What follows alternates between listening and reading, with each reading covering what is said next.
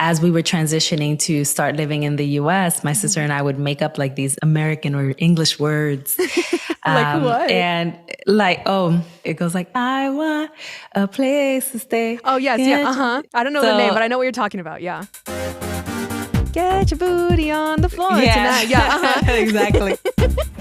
So we thought we knew the lyrics, but we would say, like, instead of I want, we would say agua, like water. Really making it your own. Totally. It makes sense that this story involves her sister because this episode is all about family. Family, healing, and growing. Let's get our booties on the floor for season 2. From Colorado Public Radio, this is Quién Are We? Exploring what it means to be Dominican, Latine, Afro-Latino, or however you identify, and diving into the beautiful things that make us who we are. I'm May Ortega. Hola y bienvenidos a Season 2. I hope you're as glad to be listening as I am that we are back. This year, we're taking you on a tour through the lives of people who come from all over Latino America. We'll talk about the intensity of family game nights, the good, the bad, and the beauty of fatherhood, and the complexities of queer Latinidad. And lots more, of course. So, let's kick off this season with some healing.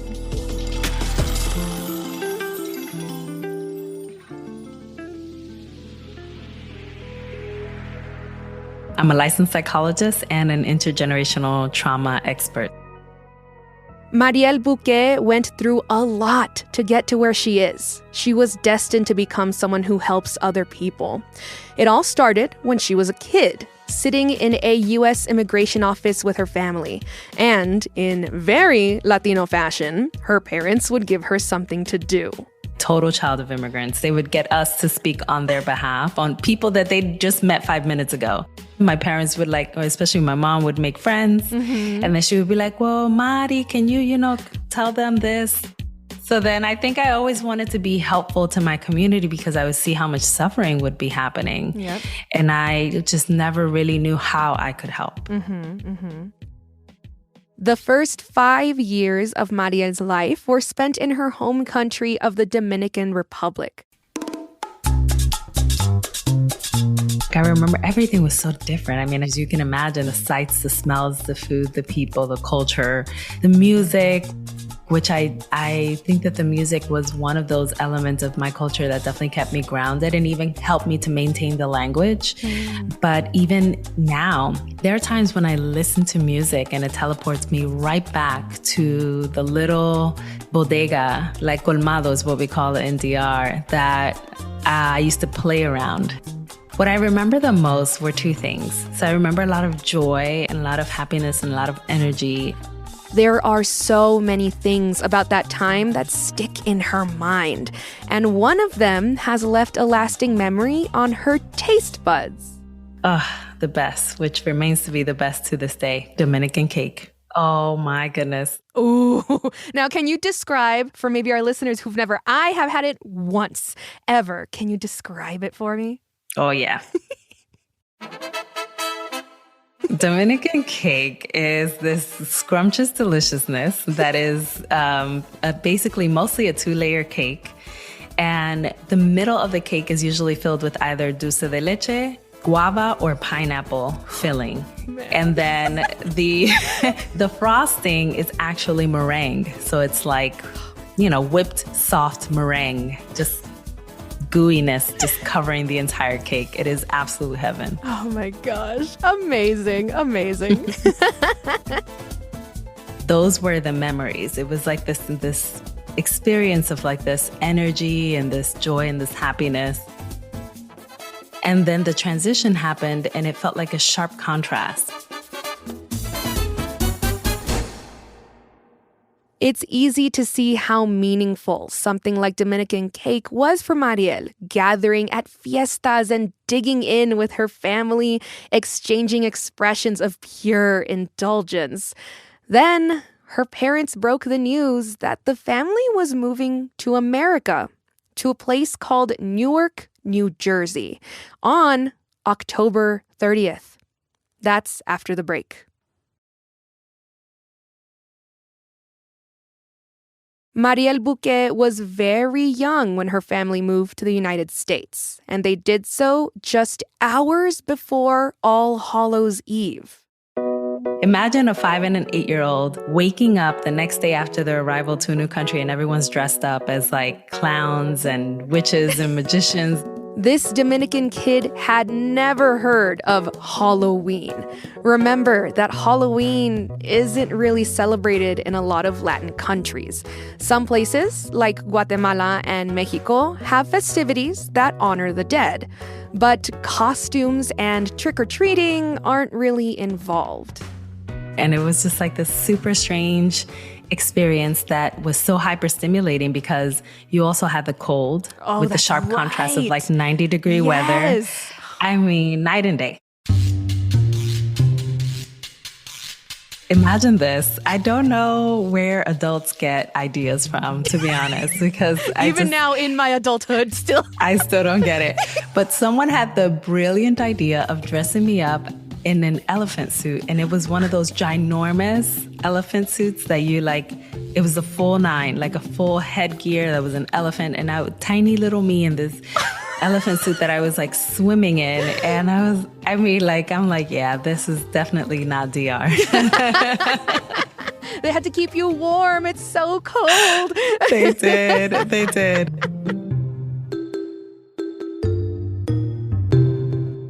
So Mariel leaned into living in the U.S. She was making friends, improving her English, learning the correct lyrics to some of her favorite songs. But while all this was going on, there was a tinge of sadness to this new life in the U.S. What we don't talk enough about, I think, in the immigrant experience is how families have to come together and make a new normal. My dad, he came to the U.S. on a visa for 2 years when I was like 8. And then he had to go back. And then it was 10 years until he could come back.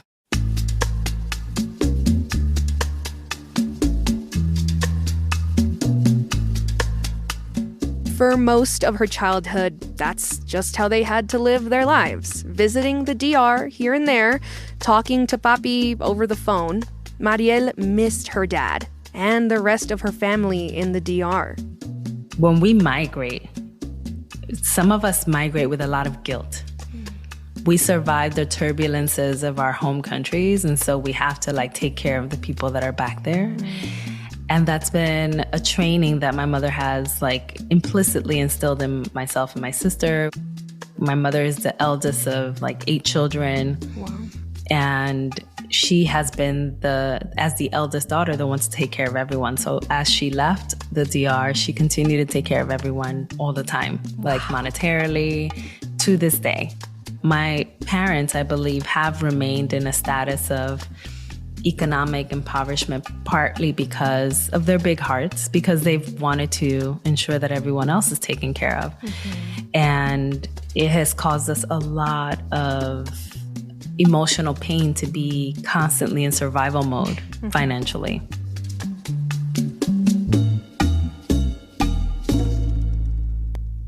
Mariel learned to live without her dad. She grew up.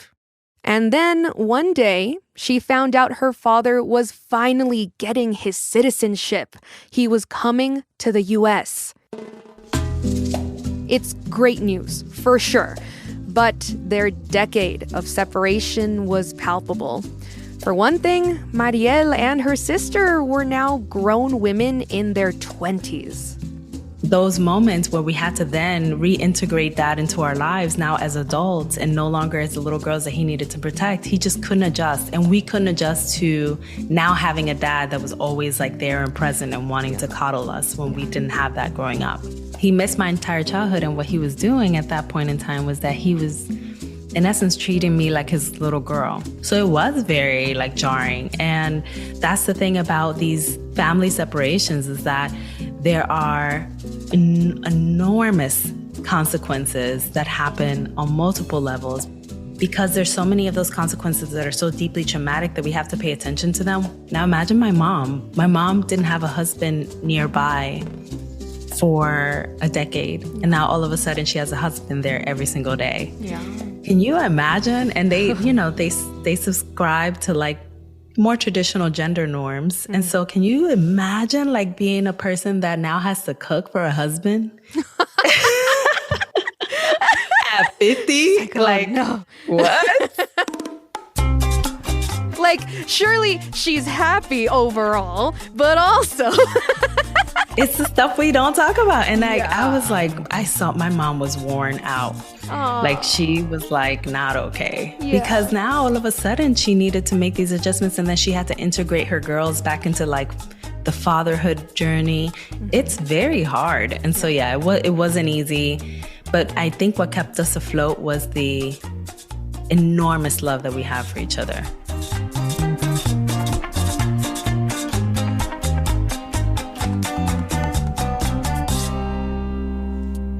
That love played a significant role in what Mariel ultimately ended up doing for a living. But it was not a straight path or a quick one.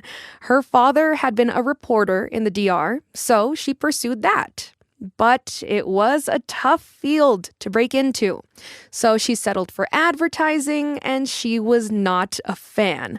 She wanted to help people on a personal level. What I did in order to kind of balance out my life was that I started volunteering. Mm-hmm. And I started volunteering more and more in the area of mental health. I would actually go to work, go to the suicide hotline after work, take the night shift, shower there, and then come back to work. Wow. Yeah. And you were all about it because you felt like you were helping people.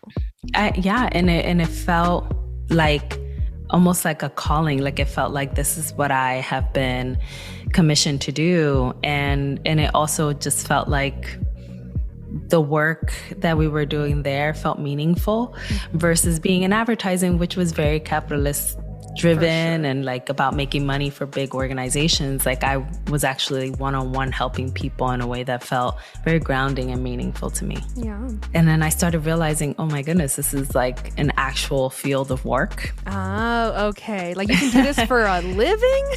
Yeah. I'm like, because, in our communities, we don't really talk about mental health. We don't even talk about psychology as a profession. It wasn't anything that I was exposed to at all. And so to actually get that experience firsthand of being able to help people and realizing how at home I felt. So Mariel started the long road toward a graduate degree in psychology. And earning that degree was no joke. She spent long nights hunched over her notes, choosing books over parties, painstakingly enriching her mind to achieve her dream. Sure, she expected the hard work, the tireless reading and writing and researching, but she was not expecting clarity. With every bit she learned, she began to see the trauma behind her family's dynamic. And she knew how to fix things, or at least she thought she knew. And it was not pretty in the beginning, because in the beginning, I'm talking about 10 plus years ago, I knew that I wanted things to be different. And I knew I had an inner frustration as to how we were operating as a family, but I didn't have the language to apply to it. So with me doing that, with me having a better understanding and a more compassionate understanding of some of the things that were happening in my own home, it allowed me to reconfigure the actual language by which I started conversations with my family. Versus like, I would point fingers, I would yell, I would point fingers, everything that we all do. You didn't deal with your stuff, now I gotta deal with it, it's your fault. It never worked. Mariel has obviously put in a lot of work to learn about breaking the cycles of intergenerational trauma, but she also gives credit where it's due, from within her own family. My sister and I, we developed a team between the two of us, the cycle breaking team, and we decided we're going to do things like this, and we're just going to let our parents catch up. You know, if you can get your parents to own up and change, that is monumental. Mari knows because she's just like her mom. For instance, my sister and I were in essence like being very, I think, knuckleheaded about like not wanting to move past an issue. And my mother, who is the biggest knucklehead of us all. Like that's where you get it from.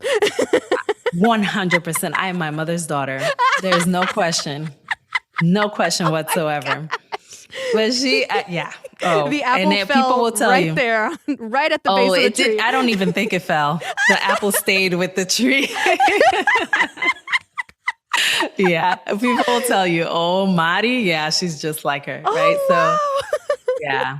But then, one time, my mother said to us the most beautiful set of words my mother has ever uttered in my entire life. I am in my era of peace. And my sister and I, remember, my sister and I were literally in our angry faces. We were like ridden with anger, and we like both looked at each other like, it almost felt like a moment where everything felt lifted from the room. And we were like, oh my gosh, even mom doesn't want to be stuck in this cycle anymore. And then we went downstairs and we spoke with each other and we were like, okay, maybe we're the problem. Now we gotta grow up. I was like, we gotta let it go. Because if she has the capacity to let it go, and she should be the person that's most perhaps like hurt by this circumstance, then we have to follow her footsteps. And her footsteps are so beautiful, and they're probably even a reflection of all the work we've done as a family. So let's just step into this era of peace that she's talking about and walk that path with her.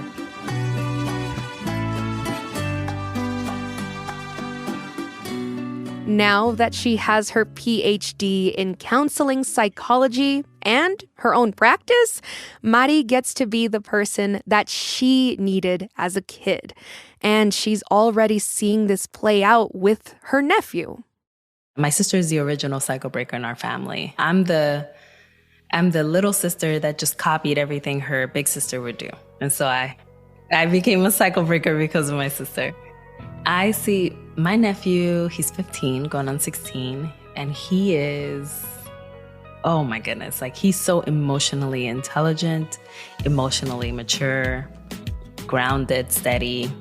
And I like to think it's like my sister having told herself, I want a different experience for my child than what I had growing up that was filled with so much chaos and so much, uncertainty, that she worked extra hard to be a cycle breaker and to reflect that in her child. And you can see it. He is literally the embodiment of that. Seeing the effects of her and her sister's intentions play out through the family's future has infused her with hope that she's doing the right thing. The way that you speak about what you do, I can see that you are very passionate about it and very good at it too. Thank you. I love what I do so much. And I have to give credit where credit is due. I've had some people that have mentored me and supervised me. Also, Latinos, of different backgrounds. And as we reference to the work, we do community work, right? Like most people think it's psychology and it's mental health work, but really it's people work.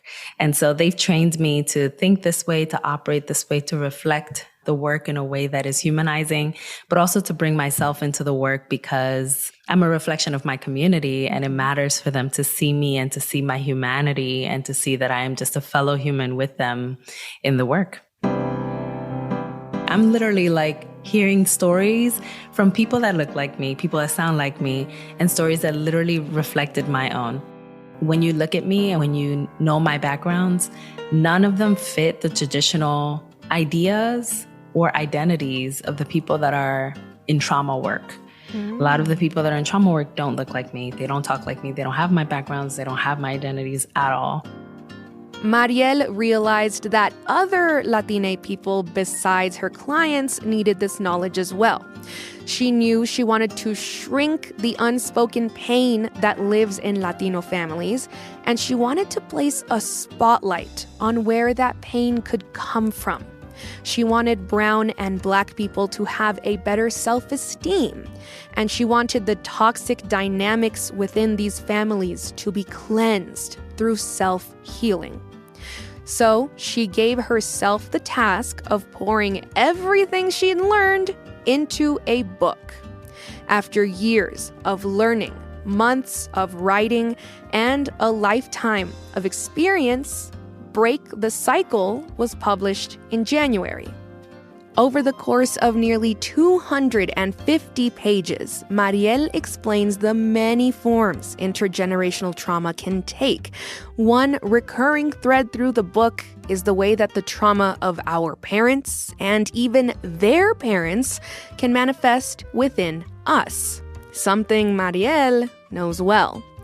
Then she provides a buffet of ways to approach not only our individual pain, but how to include our families in that as well. I'm really, really proud of this book. I'm proud of everything that has gone into it. And I am really excited for what people are going to say about how healing happened in their lives as a result of their book. This is major, and it's like a major book with a major publisher, and it's like so incredible. I'm like, yo, this Dominican from Newark, like literally wrote a book that is about to be up there in the trauma world with people that are not Black, not Dominican, not from Newark. Yep. That's pretty major. So I try to sit with that as much as I can. Doctora Mariel Buque is a licensed psychologist and an intergenerational trauma expert born in the Dominican Republic. She now lives in New York. Her book is titled Break the Cycle, A Guide to Healing Intergenerational Trauma. Thank you to Mariel for explaining what it means to be a cycle breaker and for sharing how your family is doing the work. Here's to giving ourselves space to heal, the self-recognition we deserve, and lots of love.